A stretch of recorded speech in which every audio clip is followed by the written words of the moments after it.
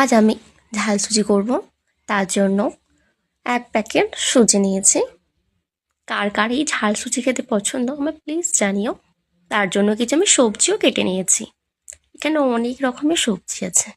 তার মধ্যে আছে আদা কুচি, কারি পাতা, গাজর, ফুলকপি, মটরশুঁটি, বিম কড়াই, টমাটো, ব্রোকলি, কাঁচা লঙ্কা, অনেক উপকরণ এখানে নিয়েছি। এখানে আলুও কুচিয়ে রেখেছিলাম। তারপর একটা কোড়া বসিয়ে নিয়েছি, তাতে আমার যতটা পরিমাণ দরকার অতটা পরিমাণ আমি সুজি ঢেলে নিয়েছি।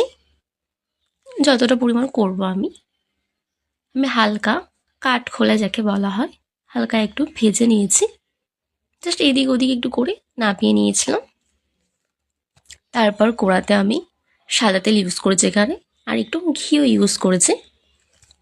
তারপর দিয়ে দিলাম ফোড়ন হিসেবে জিরে ফোড়ন, কারি পাতা, আর সেই কুচিয়ে রাখা আদাগুলো আমি দিয়েছি এখানে। আর তার সাথে দিয়েছি কিছুটা পরিমাণ কাঁচা লঙ্কা। ওটা হালকা ভাজা না হতে হতে আমি দিয়েছিলাম আলু, এবং যত রকমের সবজিগুলো ছিল আমি সব এক এক করে দিয়ে দিলাম। ওটা হালকা একটু ভাজা করতে দিলাম। ভাজা না হলে ভাল লাগবে না আবার। ওটা ভাজা করতে দিয়ে আমি কিছুটা দিলাম কাজু বাদাম, কিছুটা কিচমিচে অ্যাড করেছিলাম ওতে। ওটা হালকা একটু ভাজা ভাজা করলাম। তারপর আমি কিছুটা পরিমাণ মতন নুন দিয়েছিলাম, ও এটা টমেটো কিছুও দিয়েছি কিছুটা পরিমাণ, একটু হলুদ গুঁড়ো, লঙ্কার গুঁড়ো, যে যতটা পরিমাণ ঝাল খাবে ততটা পরিমাণ দিও। আর এটা একটু হালকা হালকা স্পাইসি ভালো লাগে কারো কারো, আর ননতে নতেও ভালো লাগে।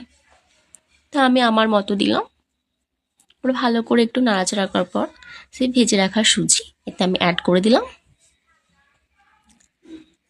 একটু নেড়ে চেড়ে দেখো, দেখতে কত সুন্দর লাগছে না এখন?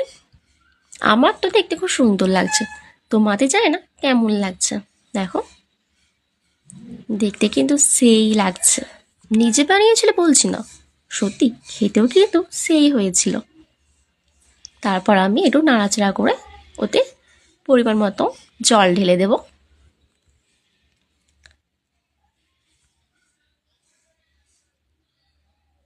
দেখো, বেশি জল তারপর ওতে আমি কিছুটা চিনি আর ধনে পাতা কুচিয়ে পরিবেশন